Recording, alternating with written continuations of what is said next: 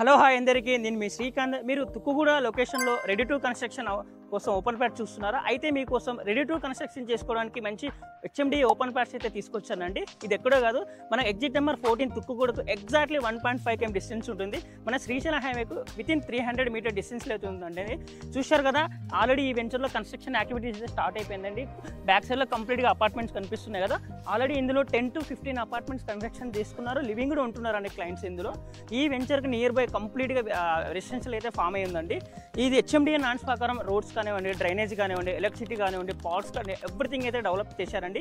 మీరు తుక్కుగూడకు దగ్గరలో, ఓఆర్ఆర్కి దగ్గరలో కన్స్ట్రక్షన్ పర్పస్కి చూసుకున్నట్టయితే ఈ వెంచర్ చాలా బెటర్ అండి. ఎందుకంటే ఆల్రెడీ కన్స్ట్రక్షన్ చేసుకుని లివింగ్ కూడా ఉంటున్నారు.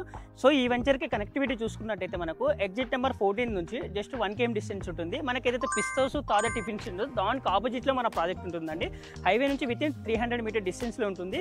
ఈ వెంచర్కి నియర్ బై ఆల్రెడీ రామ్కి villas, Kaveri villas already complete అయిపోయినాయి, లివింగ్ కూడా ఉంటున్నారండి.